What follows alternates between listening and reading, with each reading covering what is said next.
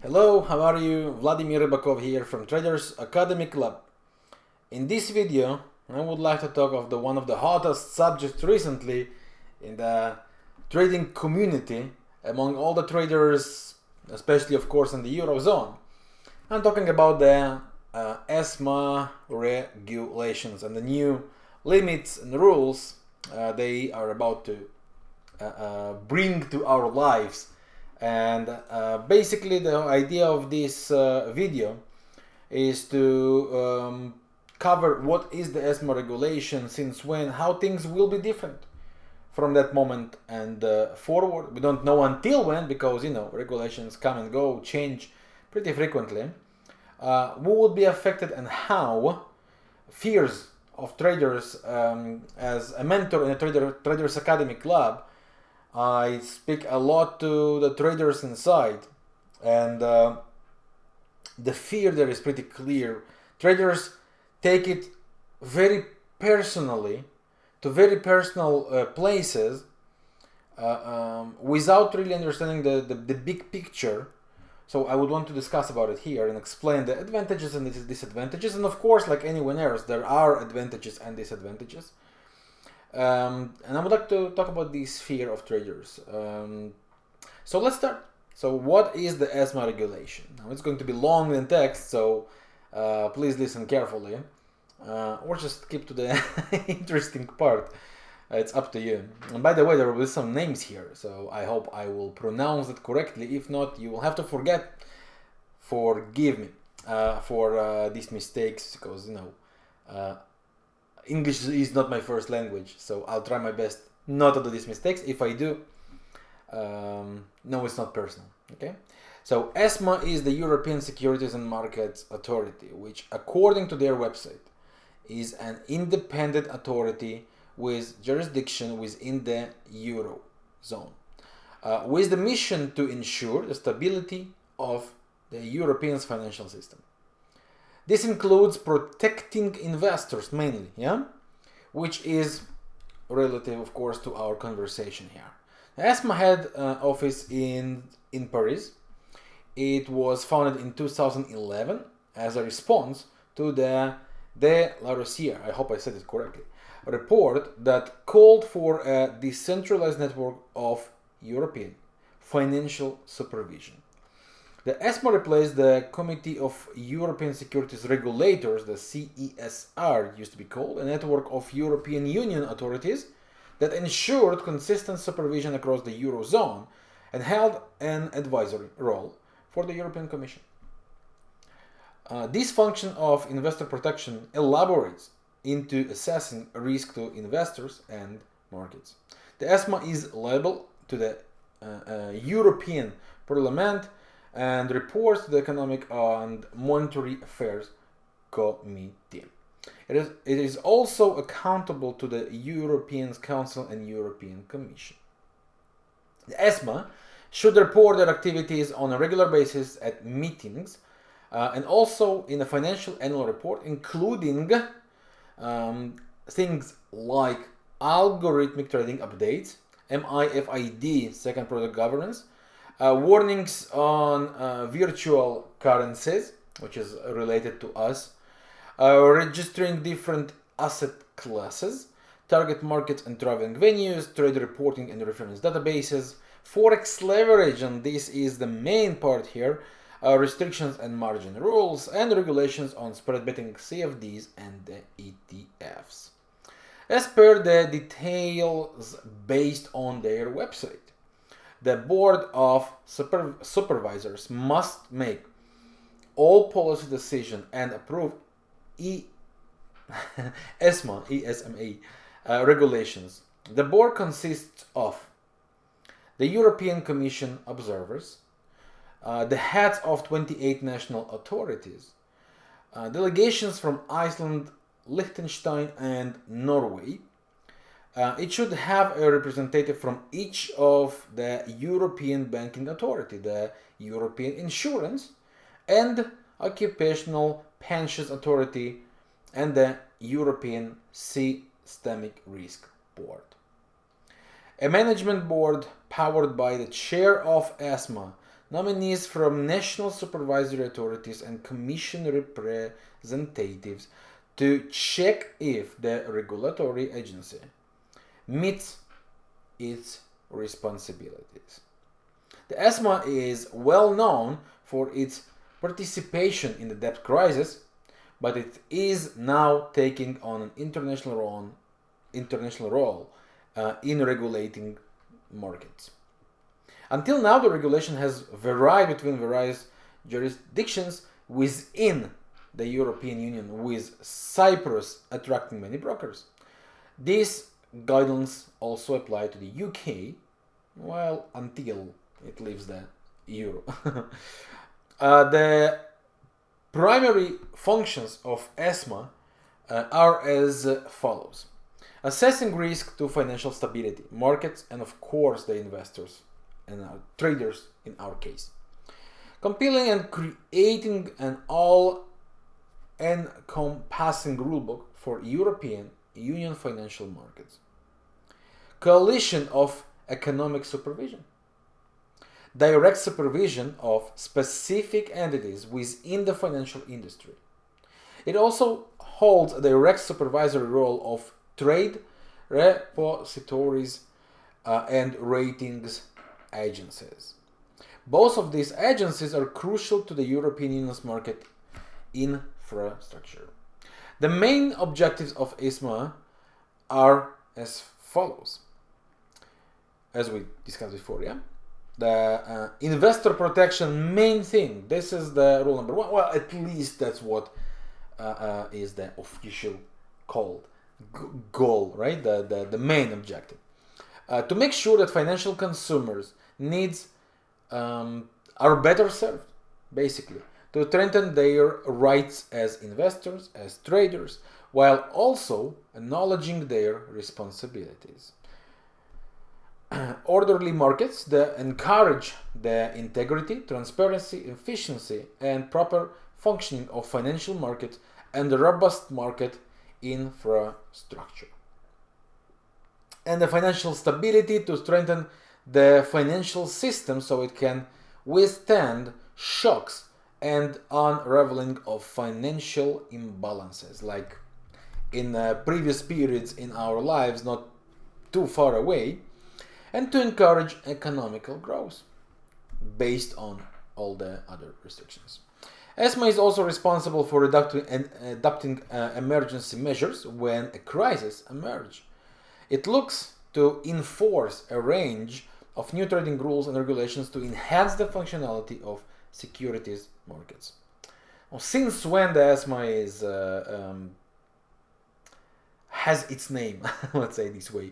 ESMA was established following the recommendations of 2009 De La Rosière report. In this report, proposals were made for the creation of a decentralized European system of financial supervision. ESMA started working on January 1st, 2011, soon after an announcement was made it would replace the Committee of European Securities Regulators, a network of European authorities that advised to the Commission. Regulating credit rating agencies is one of the key missions of ESMA, as we mentioned before, when it was set up. This is because in 2010, credit rating agencies were frequently in the news of lack of transparency, and potential conflicts of interest. In order to fulfill its aims, it works closely with other European supervisory authorities in banking as well as insurance and occupational pensions. Its approval and recommendations in all areas are of increasing importance. This March, the European Securities and Markets Authority, the ESMA, announced its intentions of imposing new rules regarding the trading industry. The new rules are likely to come into effect from July 30th, 2018, of course. How these things will be different based on the new ESMA regulation?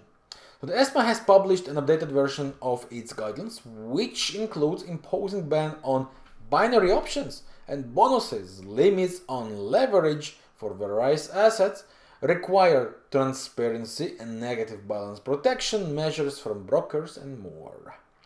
The changes to the regulations in brief are as follows. Starting from August 1st, the amount of leverage traders will be able to use when trading certain assets is limited to 1 to 30. For trading FX, 120 indices and gold, 1 to 10 other commodities like natural gas or whatever it is, 1 to 5 for shares and 1 to 2 for cryptocurrencies. ESMA updated the regulations regarding CFDs trading in an attempt to reshape the market, to reorganize, restructure the mess that some parts of the market already went through. It has forced the CFD brokers to implement protection against negative account balances and display clearly on their marketing message what is the percentage of their clients that lose money. A margin closeout MCO rule of 50% on a per account basis. It has also implemented a restriction on bonuses offered by these brokers. Was a problematic subject by itself, all these bonuses, right? Starting from July 2nd, all forms of binary options trading are banned completely. This means that no one is allowed to participate in binary options trading within the European Union except for professional traders. Well, for me, binary options is not trading, but who am I to judge, right? So who will be benefited? The brokers who play it safe and do not market themselves aggressively are now shielded from the more suspicious ones. The losses that the broker's clients suffer will get more transparent, thus enabling them to better choice.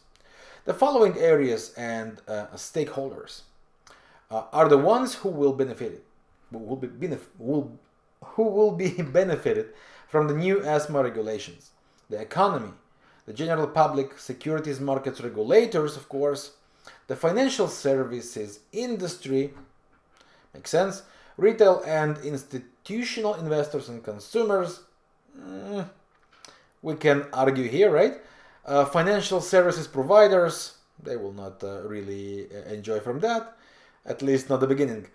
Users of financial markets, so who would be affected and how? Regulation is something that can either hurt an industry, which it does many times, or help it, which it does, and the rest of the times. In most cases, it hurts it. My personal view. In this case, if it's being used well, as all new rules actually favor the trader, and I will explain later. A lot of people get into trading forex trading without knowing anything about the industry, about the market, how all works, how to participate, how to choose your trading directions and decisions correctly or with better odds. These regulations will reduce their losses to some extent and offer additional stability to their trading account. The new rules are a good step forward to reducing the bad reputation this industry has. With this part, 100% agreed here. One of these things is all the leverage and the aggressive marketing around the industry, like deposit $100 to make $1 million. That's ridiculous, and it's time to put an end for that. This is very good for, definitely. The new regulations are going to fight it and help to stabilize the bad reputation the market gained. Not deserved, because the forex market is one of the best and safest markets to trade. The market, I'm not talking about all the marketing and the brokers tricks, sticks, mix, all the bonuses and stuff, all the $100 to $1 million. No, that's not good. The market itself is one of the best, maybe the best. From my point of view as a forex trader, this is the best market to trade and the safest one if you do the things correctly. The new regulations are going to help you understand that and ideally to achieve that. Those brokers who have marketed themselves aggressively with bonuses and excessive leverage will either have adopt or leave the scene now. Traders who like turbo charging their leverage will also need to adjust or find new jurisdictions. Many people are pointing towards market maker brokers being the biggest losers of the new regulations because a predominant misconception exists that market makers gain from their clients' losses. The market makers, in fact, make money from spread. The difference between the ask and bid price of the market price and the price offered to the trader or the client by the broker. Now, of course, there are many things like what they are doing behind the scenes, how they control their delta between the total buys, total sales, etc., etc., etc. But the official call and the official profit, the way it should be, that the broker, market maker, the one that offers a market conditions, would earn from the spread. Of course, the majority, at least in the past, now things tend to change, especially with these regulations. The majority would not be doing that only. That's why they gained also bad names and bad reputation. But things change, and such regulations would reach this target. Exactly. This is why you will see certain variable spread market makers increase their spread during volatility as they take on more risk and convey that to their clients. Ultimately, no matter what the type of broker it will be, the market maker or STP or SCN, the primary repercussion would be a loss of retail level traders that use high leverage or trade with less capital. The STP brokers, which is the straight-through processing brokers, also known within the industry as non-dealing desk brokers, that's the new generation of brokers. At the moment I started, it used to be completely different. Generally display their own quotes like market maker brokers and are in fact market makers, but selectively. STP brokers will route successful orders to market, but acts as market maker when a trade is in a loss. This mitigates the company risk, and as it is not obligated to shoulder their clients' winnings, but still profiting from the client's losses. Although this sounds nefarious, it only becomes so when the broker intervenes to increase the chances of a loss, which could cost the broker their reputation. And it does in many facts, many times, or even worse, their license. This move in the long run might actually benefit all brokers, as a lot of the industry's bad reputation comes not only from some predatory practices, but largely stems from retail traders trading irresponsibility. And that's true. Take it or leave it. Accept or disagree. That's true. Traders, retail traders, come a lot with trading irresponsibility, either without being knowledgeable enough how to trade or using excessive amounts of leverage to cash in big, but usually end up liquidating their accounts and funds, or in simple words, blow up. Even though the new ESMA regulations has its opponents, of course, the well-established veterans of the CFD and Forex industry are welcoming the new ESMA regulations with open arms. Some have even started to offer alternative and innovative ways to trade in an attempt to preserve the previous trading experience, but still be compliant with the new regulations. The fear of traders. The most interesting part for us, the traders, right? The new ESMA regulations can be a bit of a hit on Forex traders since the Forex market usually has the best leverage that any trader can have access to across the different asset types. The average leverage, that's rhymes, right? Amounts usually range from 1 to 50, 1 to 100, 1 to 200, some brokers 1 to 500. Crazy. This allows for a lot of buying power, since every dollar you invest, you could end up getting $50 or $200 to trade. Think about it. For every dollar you bring, you get 200, or in some places it was 1 to 500. For every dollar you get 500 to trade with. Crazy. The ESMA has now lowered the leverage, which has surprised forex traders and caused some of panic. This is because most online brokers allow trades 100, 200, and even 1,000 times. I know it's crazy, but it exists times of the month available as trading capital. Furthermore, such leverage settings can be set as default. Crazy. We said it. Based on the new regulation, traders will have to place at least 3.3% of their capital as a margin deposit in case of major FX pairs, and even more for other instruments. This means that for a typical mini loss position, 0.1 lot, which is a $10,000 value for an FX pair, approximately, will be required to have at least $333 on the account.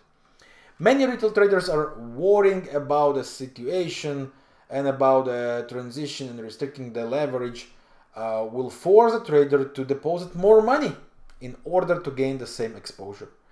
Let's say, for instance, if you only have access to 1 to 5 leverage, then you will need to deposit 20 times as much money in order to gain the same trading exposure as you would if you had 1 to 100 leverage. Obviously, you will end up losing money. Right? That's what it is. Based on these new regulations, the retail traders who continue to seek immediate gratification will most likely receive margin calls more frequently. Those retail traders who have more realistic expectations will obviously lower their position size and will continue to trade just like before, just safer, which is good for you. Whereas the professional and experienced forex traders will see no change regarding these new regulations for one reason. Professional traders, they are not after fast returns. They are not after fast dreams. They are not after crazy promises, or they are not after crazy numbers just to show some Instagram photos like, who? Look, I have a new car. Professional traders are there to make money without leverage, or with a very, very small of it. So that's where the fear of the traders comes in, mainly on the traders with lower capital that think that now they cannot trade big, and the traders without real experience in the trading world. The advantages of all that story.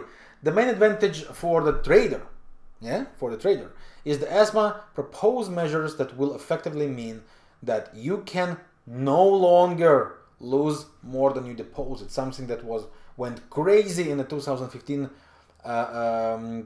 event with the Swiss bank when they released the floor versus the euro of 120. There was a crash. People lost completely more than the deposit. Brokers demanded this money back, required to get the money back. Long story. So it will not happen anymore. When an entirely unforeseeable move happens, and if the broker's margin requirement was too low, then some of the market making brokers may pass that extra loss onto you, but there may be not even actually be a loss for them. It is no longer possible based on the new regulation, and that's extremely welcome, because once in a while some crazy events happen around the world. It must be stopped. This stealing from the brokers and other institutions must be stopped. This regulation part is more than welcome. The fact that negative balance protection will become an industry standard is definitely a positive move for the traders. The new measures will help brokers to turn their attention to their customers, and traders choose the most favorable broker to to them. The disadvantages, and of course there are some, even though the new ESMA regulations has some positive, there are few negative things that we simply cannot ignore. The most important thing is the proposed restrictions of leverage. As I said before, the beginners or the not professional traders or those who have small capital believe that without the leverage they cannot make money. This is completely wrong thinking, because the fact is that with the bigger the leverage is, the faster you lose money. That's what it is. In period you can earn big, you can turn $100 to $10,000 or even $100,000 with some luck and good period. But it ends up completely terrible and a level of the disaster for the complete majority of traders. That's the fact. So these traders would really not enjoy the leverage part. But this argument completely fails to understand retail trader mentality and the way losing traders operate. The main reason why losing traders trade is to win big, right? That's what it is. Traders want big wins now, not tomorrow, now. The faster, the better. To achieve that, give me leverage. I'll take the risk, just give me the leverage. So, you understand yourself the risks coming with it, right?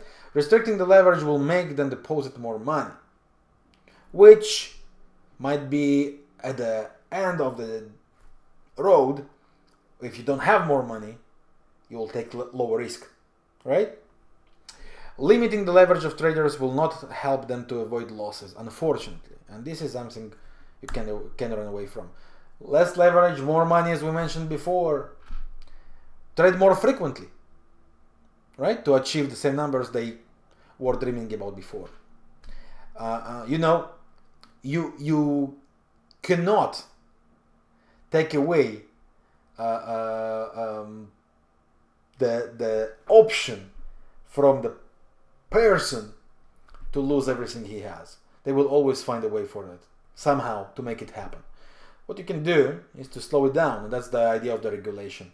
Those who wants to bet, who wants to gamble, who don't want to learn, who just want to make a big hit now, ignoring all the trading rules, don't care about their money. They care about the dream, to achieve the dream. For such traders, nothing will help. No regulations, no non-regulations, nothing. In order to start profiting, you first of all have to change here and get rid of your bad habits. That's very important to understand.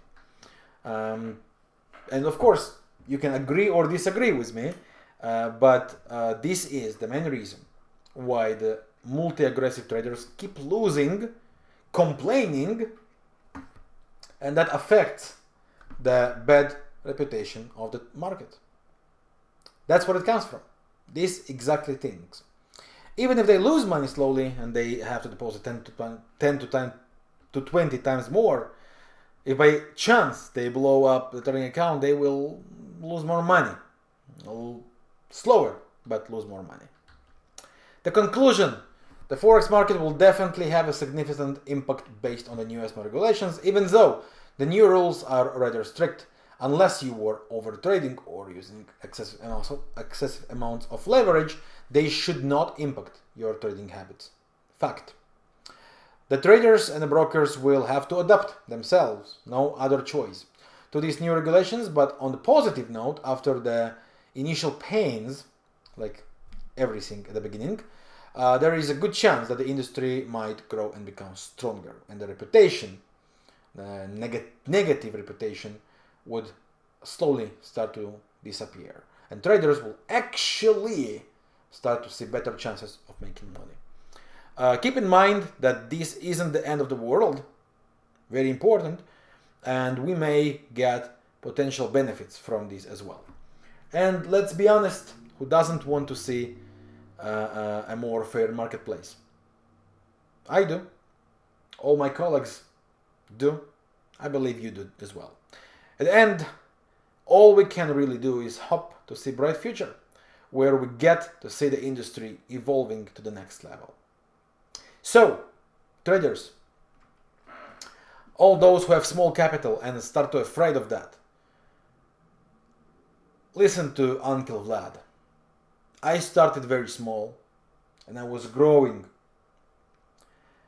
Slow but steady.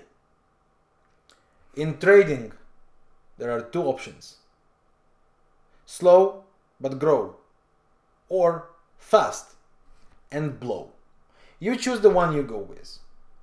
Trade safer but smarter. And remember, dream numbers belong to the dreams. There are Instagram guys claiming achieving them. Not true. It's all marketing tricks to show you the new car, to show you the new dream, to show you the new house, which is right there across the neighborhood of some neighbor who just take a picture, right? Stop thinking of trading as an exit point to all your troubles in life. Trading could be the best thing ever happened to you, or the worst one. It's up to you to decide how you want to navigate your trading journey. It's up to you, and it's in your own hands to become a responsible trader. Go through learning the principles of trading. Stop dreaming about the numbers, new cars, and get rid of the job tomorrow. Start being professional. Act like professional. And these things would actually help you. If you want them to help, navigate your trading to enjoy from that. If you just want to complain and blame something for someone for your not successful trading, then you can do it now on the ESMA regulations. Think about it. Trading successfully starts here, before all the next steps. So, my dear friend, that's all for now. I hope that this presentation helped you a bit to see all the ESMA things changes in different but correct light. It's not about agree with me or disagree with me. That's just my personal views, what I shared here, of course. Just wanted to expose you to the things as I see them. That's okay if me and you have different views. I just went through enough things and events in my trading life journey. I saw enough traders in my trading life. I mentored enough, more than enough traders to know what I'm talking about. To see how traders go through the same routine. We all think we are different, but we all do the same things. We all say, it will never happen to me, but it does. Learn from that. Be smarter. Okay? Your feedback would be very much appreciated. If you think this video is helpful, share me with your like button below the video. You can leave your comment. I'll do my best to reply as soon as I can. So that's all for now. Thank you very much for watching. Vladimir Ribakov, Traders Academy Club. Until the next time.